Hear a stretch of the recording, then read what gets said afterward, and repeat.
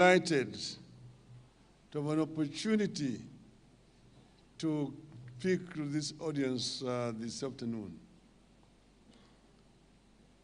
When a suggestion was made by Florence that I should come and talk here, I had some mixed feelings. The last time I was here, I was attending a presidential debate. And I don't think that I was very fairly treated. But I said I would come again. And I've come again and again to this place. So I'm very happy to see this audience this afternoon. I was asked to talk about a vision for the next 60 years and beyond. 60 years ago, our people proclaimed our country's independence. With that, we affirmed that our natural right as a people to be masters of our own fate and destiny. But how did we end up as Kenya? It is important that you go back into history. Kenya, the name Kenya was coined much later by missionaries. There's many versions to it, saying a missionary, I think it was called Mr. Rebman, was talking to Mkamba around Mount Kenya, and he said, they were talking about Kinyaga. And the Zungu said Kenya. He was talking about Kenya. But then this geographical space called Kenya was drawn in over 100 years ago in Berlin, at the Berlin Conference, where the imperial powers met. And at that time, there was scramble for Africa. So they decided to partition Africa, 1884-85.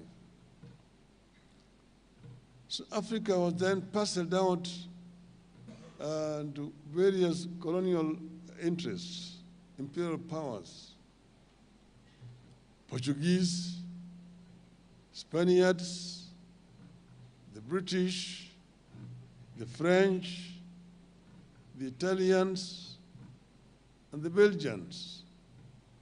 Spain got a small portion of it. So this is how these maps were drawn. And these maps were drawn artificially in Berlin without any regard to the people who were living in Africa. So Africa was artificially divided among the imperial powers. That's why you see that borders among many African countries are straight lines. If you see a border with Somalia, it is a straight line. One line inside and one straight line and another line outside. Our border with then Tanganyika was a straight line from Lake Victoria all the way to the Indian Ocean. It was only in 1860-something, because Tanganyika was given to Germany, to the German territory. And on the German Emperor's 50th birthday, it was called Otto von Bismarck, Queen Victoria was the head of the British Empire. In a gesture said that on your 50th anniversary, I give you the highest peak in Africa, Kilimanjaro. And that is how, you see, Kilimanjaro was originally in Kenya. But then you see the map between Kenya and Tanganyika, now Tanzania, a straight line from Lake Victoria to Kilimanjaro, then it comes into Kenya, takes Kilimanjaro to Tanganyika, then again a straight line to the Indian Ocean. That is how it was done, arbitrarily. Then, but formal colonization, actually, of Kenya took place in 1904. But when the British first came here, they started building a railway line. By building a railway line, and they built a railway line from Mombasa. It was called Kenya-Uganda Railway. It was built from Mombasa up to Kisumu. You ask yourself, if it was Kenya-Uganda Railway, how did it end up in Kisumu? The reason is, at that time, Kisumu was part of Uganda. Uganda's boundary came all the way up to Naivasha. From Naivasha up to Lake Turkana, the west of that was Uganda. That's why it was called Kenya-Uganda Railway. When it reached Kisumu, it had reached Uganda. From there, they were now taken by ship across the lake to Port Bell in Uganda. Then, but then this Kenya was called actually just a territory. It was actually run by a company called British East Africa Corporation. They were just using it for hunting, coming to search for gold and ivory. But then came one colonial master, one imperialist by the name of, his other name, but later on he became known as Lord Delamere. He came on a horseback. And when he came on a horseback, he arrived Eldoret or Singishu up to Mount Elgon. A beautiful land. Land here.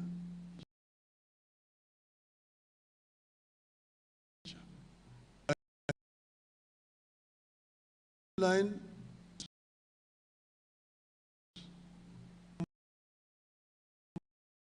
Mombasa to interior, the way back to be this railway line produced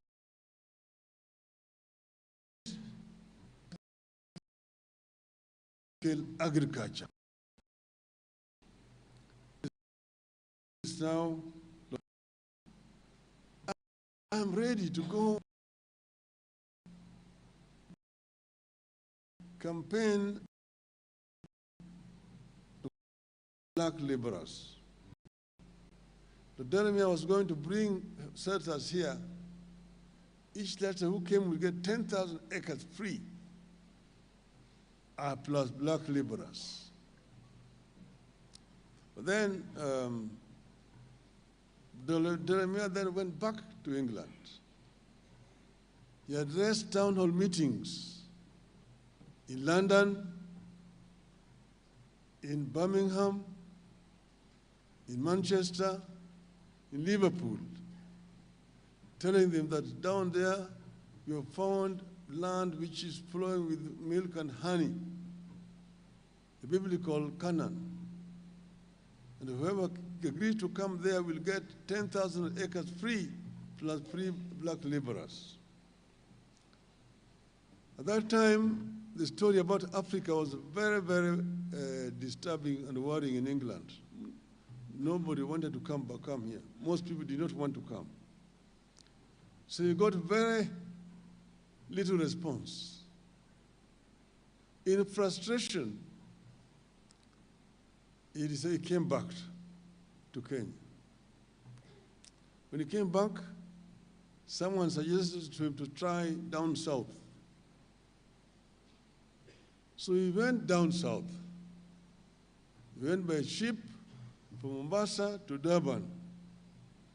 And in Durban, he addressed town hall meeting.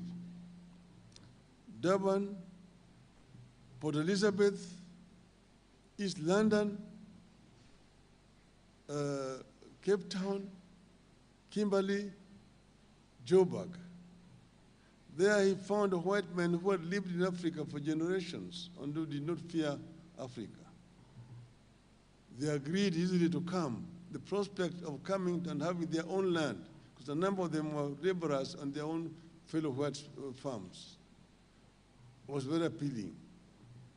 So they came, and that's how most of white settlers who were here during that period came, a majority Boers from South Africa and Rhodesia. So they came here, they got land and got laborers. And so that's how Kenya was then occupied. So we ended up with what was called white highlands in this country. And people were moved, population were moved to create space for these people to settle. From Laikipia, from the slopes of Mount Kenya, the Maasai communities who were living there, the whole of that Laikipia plain, were moved. Around Naivasha, there was a corridor, 10-mile corridor, opened for Maasais to pass without chasing Ngombes, to go down to Narok and Kajiado, as they're called. Some Maasais were moved from Eldoret area. That area is called Uasin Gishu County today. But the Uasin Gishu Maasai are now in Trans Nzoia, that's where they live.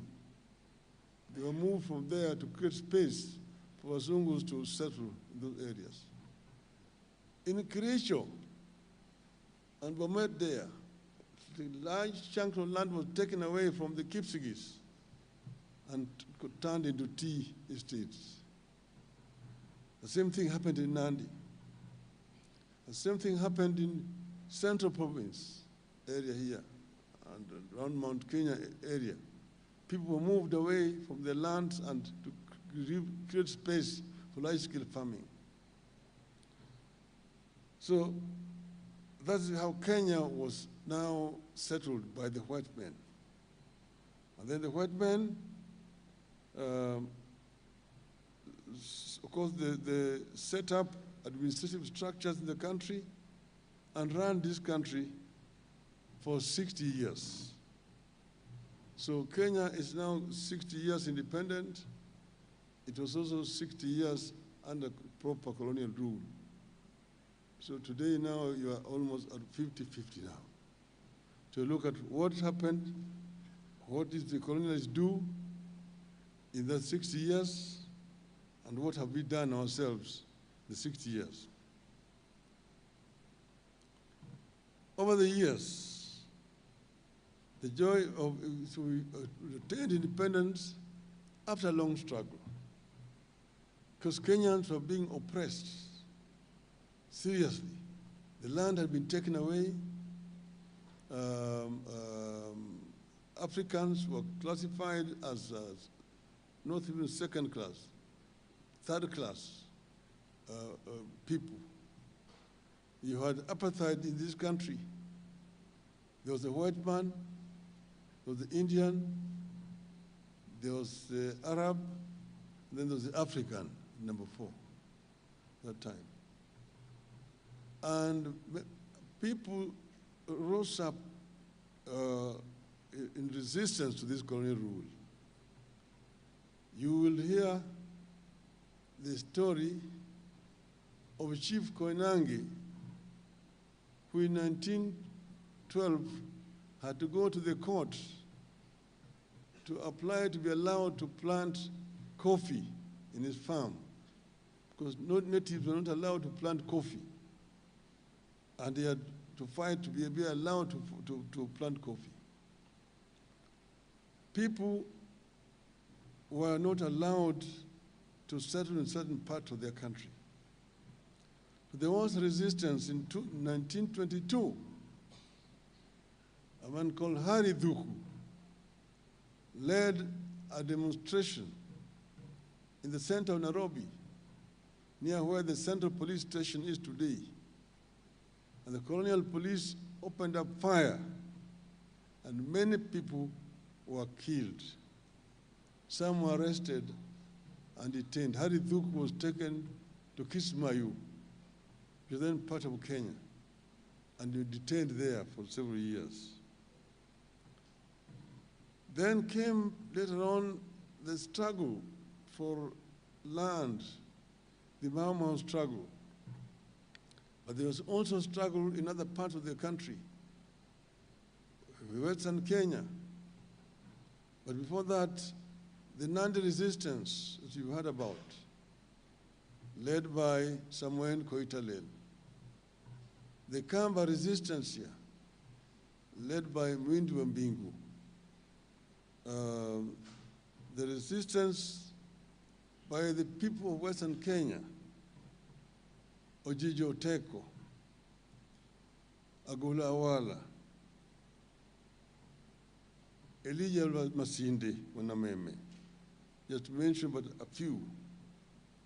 You will remember, of course, Mekatili Wamenza from the coast. So there were several people of this country who resisted colonialism. Eventually, Mau Mau freedom movement came up in 1952. And a state of emergency was declared in this country.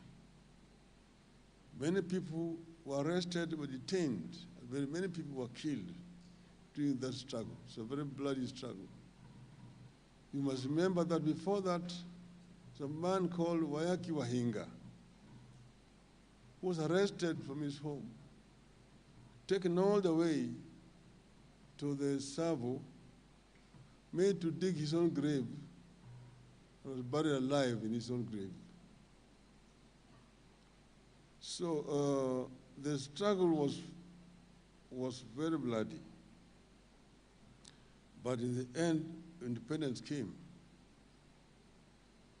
And independence was a combination, the struggle was a combination of the freedom fighters who were fighting and those who mobilized the masses to protest, to urge for independence in this country.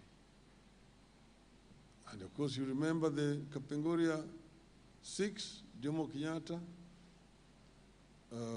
Willard Kagia, Chieng' Oneko, Kungu Karumba, Fred Kubai, Paul Ngei. Then came the first elected African members of LEGICO. You will remember Jaramogi Oginga Odinga, Masinde Muliro, Tom Mboya, Lawrence Oguda, Daniel Arap Moi, Ronald Ngala, Zhou Muimi. Those were the people who were elected members. Eventually, others joined, and independence came on the 12th of December. Now, when Kenya became independent, of course, people were very, very expectant. Kenyans were some of the most optimistic people at that time because we attained independence. People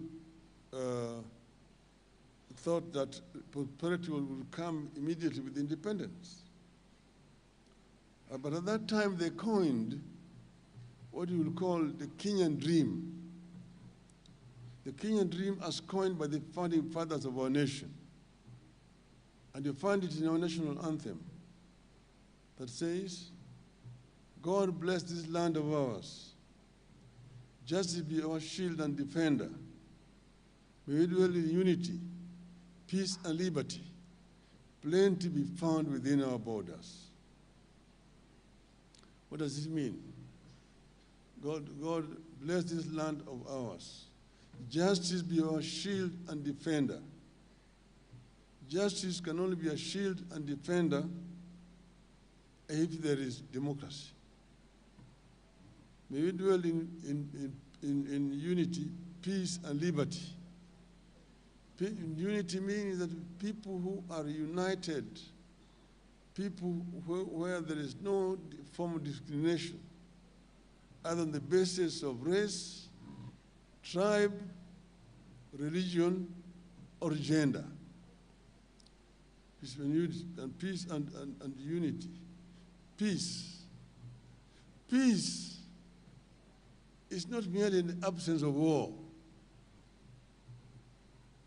Peace is not merely the absence of war. Somebody who is hungry cannot be peaceful.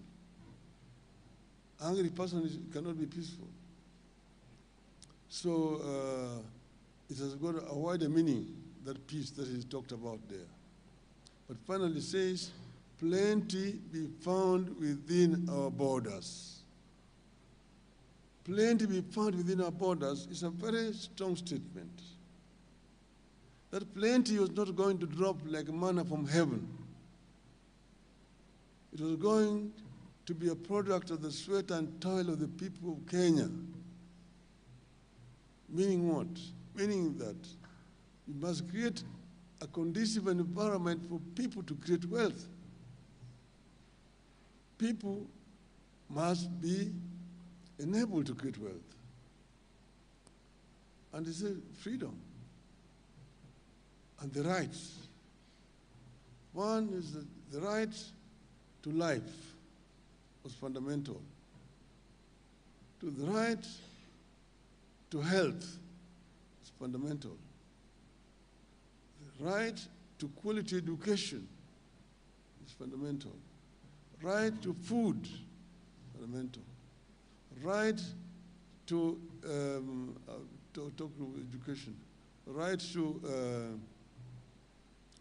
to education. So all these were there. But then people were expectant. But over the years, the joy of independence has been tempered by many battles, a struggle that has continued for 6 decades. We have fought poverty. We have fought ignorance.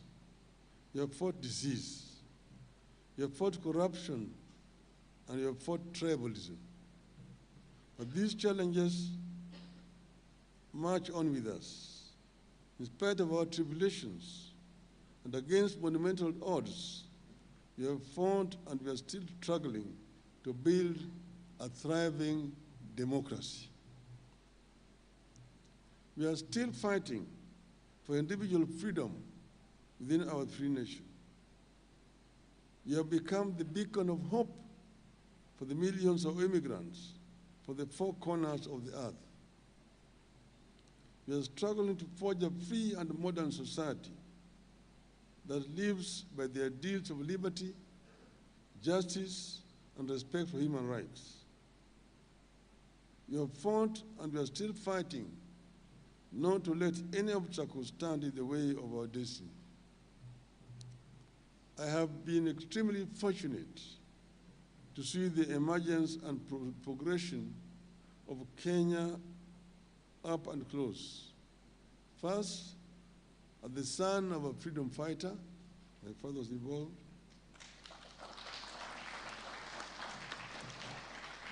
Two, as the son of the first vice president for a brief period.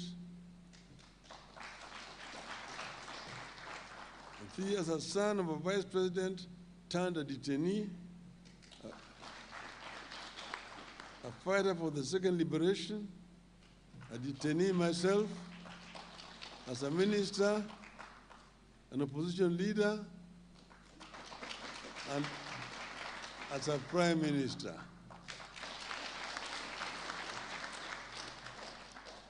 The people of Kenya endured the pain of colonialism, the tragedy of single-party dictatorship, and the horror of the economic collapse of the 1980s and 1990s, enabled by the elite corruption and the weird policies like the structural adjustment programs of the World Bank and IMF.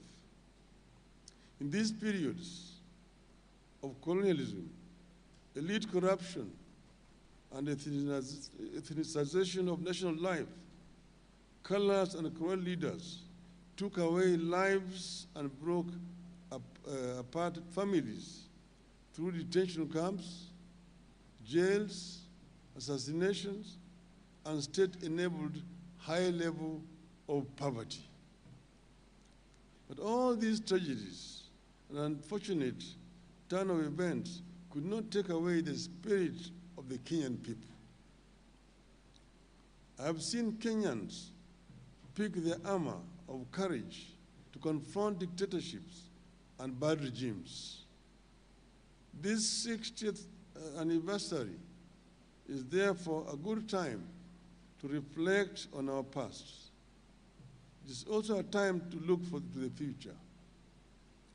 Where will this country be on the 120th anniversary of its birth, another 60 years from today, which will be the year 2083? This is a challenge that I want Kenyans to reflect on. Where are we going to be 60 years from today? Will we still be a country going around the world with begging bowls? Will we still be a country struggling with the weight of corruption, tribalism, lack of accountability, and empty promises for which the promise makers pay no price? Are we able to set the stage for a future of a dramatic departure from the Kenya of today? As a nation, we have always had great ideals on paper, including in our constitution and various policy documents like the Vision 2030. We have values and principles of governance that include patriotism, national unity, sharing and devolution of power, the rule of law, democracy, and participation of the people. We also aspire for human dignity, equity, social justice, inclusiveness, equality, good governance, integrity, transparency, and accountability, among others. We aspire to live in unity, peace, and liberty. We aspire to be a nation of plenty. We aspire to be a caring nation that provides the best possible medical care to all its citizens. A nation that provides the best possible education to its children for free. That's why we promised, as Azimio, free education in primary, secondary, up to university level. We have always aspired to be the nation that extends a helping hand to the elderly, the needy, the widows, and the orphans through social security safety net programs. The founding vision is a critical document for nations that proceed to succeed. Now that we are in Catholic institution, you can turn to the book of Joshua, chapter 1, for an understanding of the value of the founding vision. God talks to Joshua about the founding vision in the following words, and I quote, "Be careful to obey all the law my servant Moses gave you. Do not turn from it to the right or to the left, that you may be successful wherever you go. Do not let this book of the law depart from your mouth. Meditate on it day and night, so that you may be careful to do everything written in it. Then you will be prosperous and successful." Unquote. Today, we are way off the original dream. The nation is reeling under the heavy burden of corruption, officially sanctioned tribalism, heavy burden of taxation, and a harsh and heartless leadership. We are not the confident nation we have been over the decades. Once upon a time, Kenyans were too proud and so confident of their nation that they refused to seek jobs abroad, including the United Nations. Today, our people are scrambling to leave the country.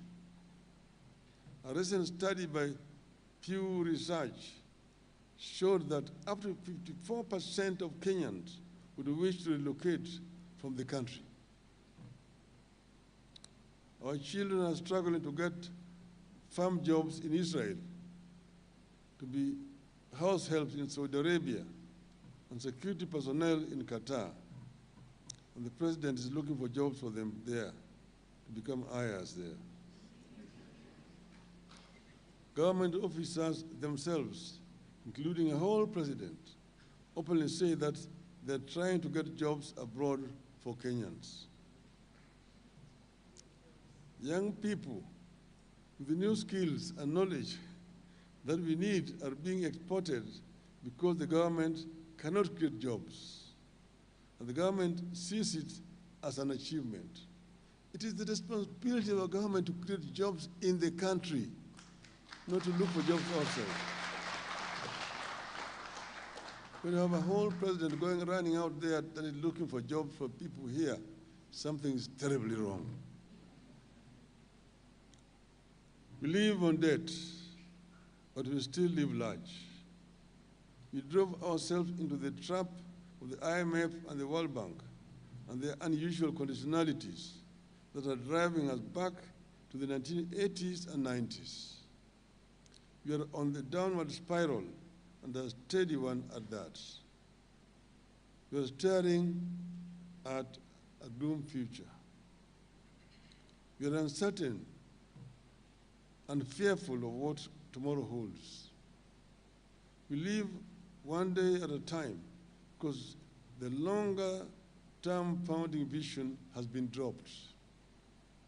It is my position that if we return to the founding vision of this country, Kenya can emerge in its 80th or 120th anniversary as one of Africa's greatest democracies and a secure and flourishing homeland for her children.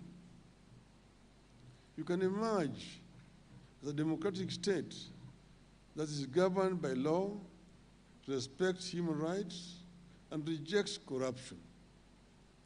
I deliberately put emphasis on pursuit of democracy and rejection of corruption as a critical pathway to Kenya's progress. If we return to the founding vision in the coming decades, Kenya will be able to witness a period characterized by tolerance and integration between communities. The country will witness equitable sharing of the wealth that God put at our disposal. If we return to the founding vision, Kenya will live through a period where leaders answer to the people, not the other way around. We'll have a country where leaders focus their energies on important things like funding education and schools, fighting corruption, creating jobs here for the children. We educate and casing the burdens of the people. Kenya will then open up a hopeful chapter in which people can live a normal lives. As things stand today, Kenyans are not living normal lives. The dramatic departure the country needs from the sorry state of affairs of today will not arrive easily. Many will say it cannot happen. It will meet violent and even deadly resistance. Transition is a bold vision, but I know it can be achieved. I have been fortunate to live long enough to witness nations and regions turn around their fortunes in 50 years or even less. Think about the current prosperous and stable Western Europe. Europe went through total war and genocide that ended in 1945. During and after that war, it was difficult to believe that 50 years later, Western Europe would be free, peaceful, and prosperous.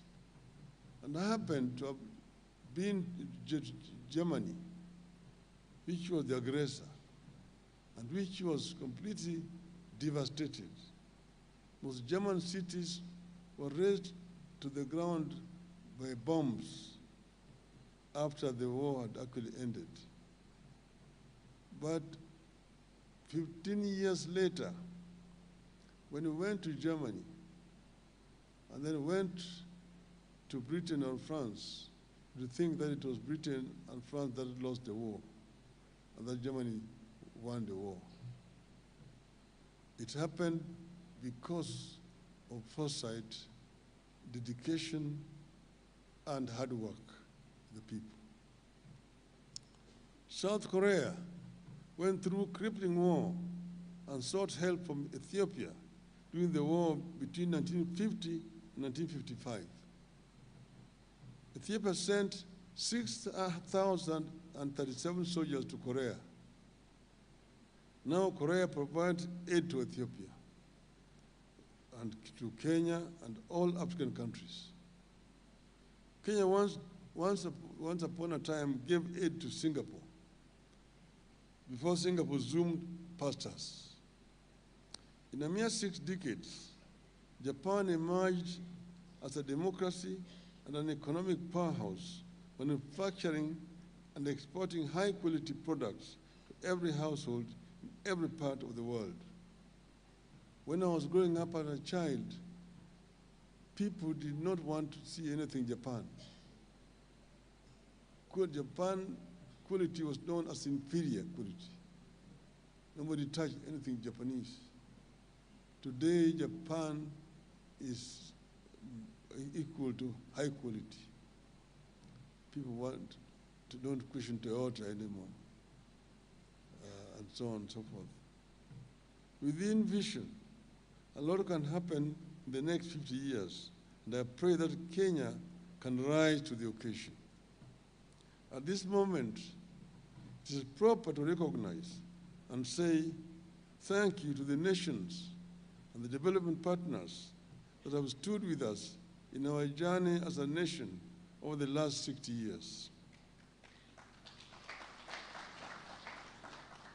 And here, we talk about the US, the UK, the EU, China, Japan, Korea, among others. We thank you. We have our neighbors to thank for this 60 years journey as a nation. Uganda remains our biggest and most reliable trading partner. We thank them for the loyalty. Tanzania remains a second home to Kenyans because of their friendliness and people-to-people ties across the border. We thank them. We thank the entire East African community bloc of nations for their support and friendship. It is my firm belief that if we made good use of the help and goodwill that the nations like the US, UK, EU, China, and others are extending to us, Kenya can emerge from the poverty and take its place among the economic powers. If we cemented and respected the ties we have with our neighbors, Kenya can cement its place as an economic powerhouse and guarantor of democracy in the region. But something stands between us and the future, which we desire. Corruption is killing our future. Tribalism is stealing our potential. Under the current regime, these two vices are officially sanctioned. The country is divided between people with the shares and those with no shares. Shame on them.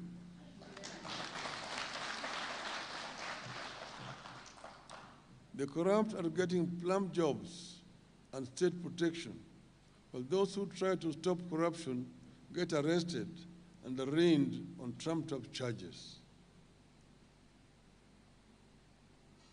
In the case of KCPE, indications are that NEC as an institution will be sacrificed to protect the cartels.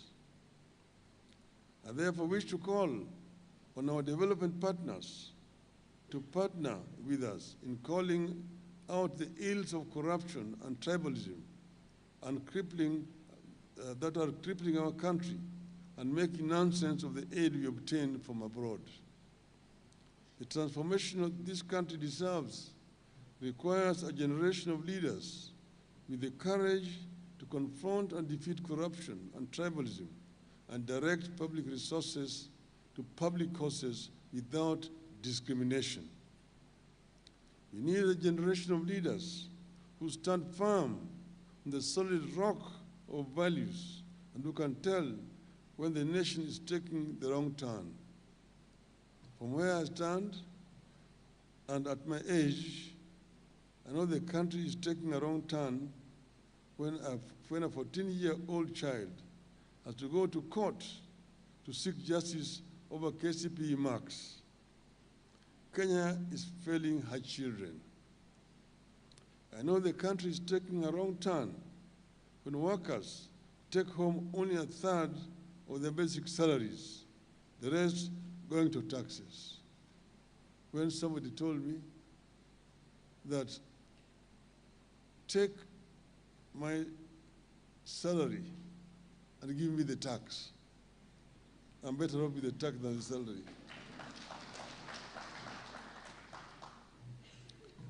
It is wrong when a person earning 50,000 shillings has to surrender 20.5% of that money to compulsory taxes. We need a change that will make our fathers proud of the nation they founded.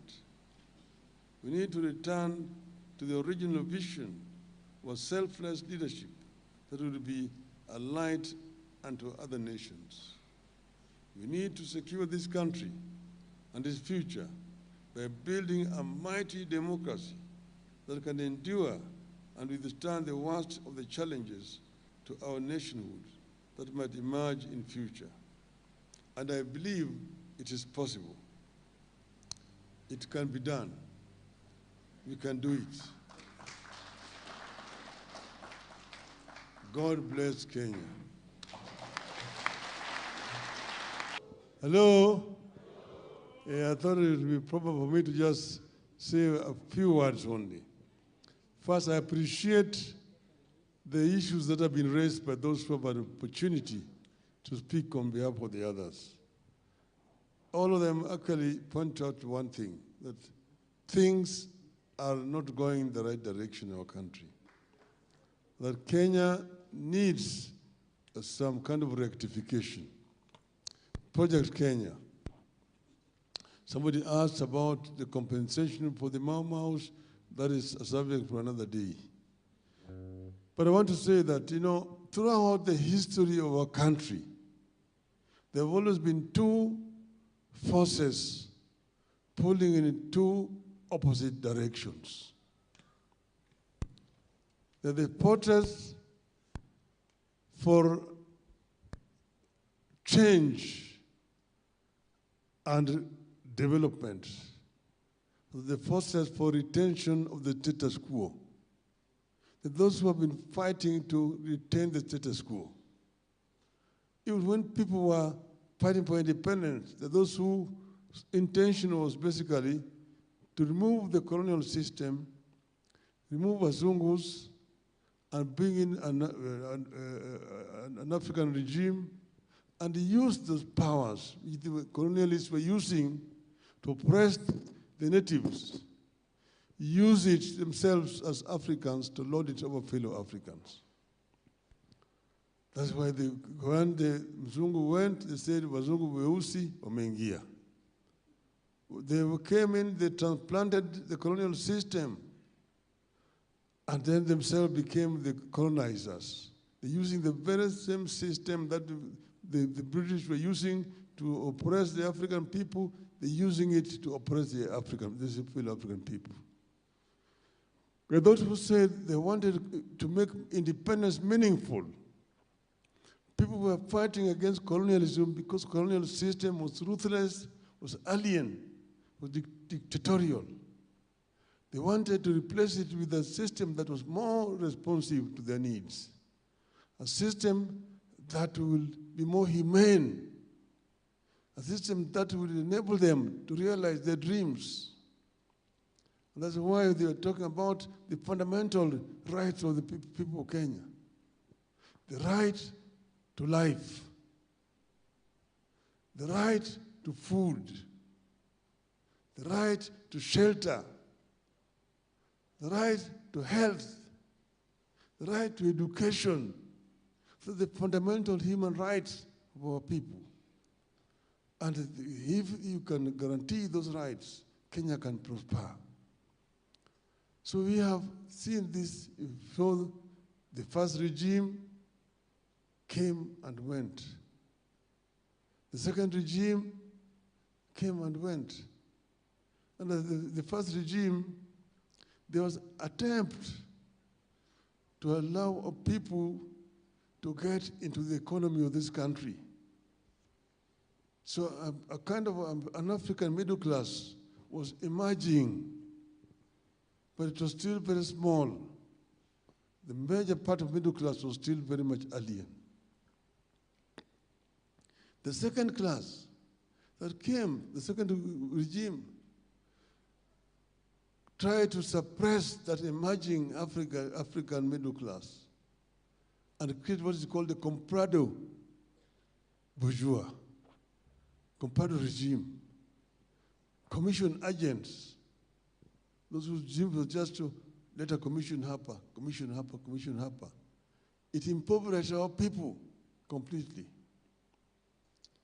The third regime tried, and there was a clear vision. That's why that regime came up with the Vision 2030, which was aimed at removing our people from poverty to a middle income status by the year 2030. And this is a clear vision for the first time. I am happy to be having the part and parcel of coining that Vision 2030. But after that again, we lost direction now. The thing became a little bit grayish.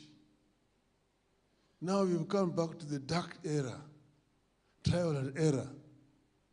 Everything goes. You can come here and lie, sell the lie here. Hii tutafanya hii, tutafanya hii, tutajenga hii, tutafanya hii, tutafanya hii. Everything tutafanya. Kesho hii, panya hapa, panya hapa. All the time, just promises and promises. They say this gentleman lies all the times, and all the times, and that is, even if you give them 100 years, they will still just be lying. Nothing will happen under this stupid regime. I thank you very much. I am very delighted to have an opportunity to speak to this audience this afternoon. When a suggestion was made by Florence that I should come and talk here, I had some mixed feelings. The last time I was here, I was attending a presidential debate. And I don't think that I was very fairly treated. But I said I would come again. And I've come again and again to this place. So I'm very happy to see this audience this afternoon. I was asked to talk about a vision for the next 60 years and beyond. 60 years ago, our people proclaimed our country's independence. With that, we affirmed that our natural right as a people to be masters of our own fate and destiny. But how did we end up as Kenya? It is important that you go back into history.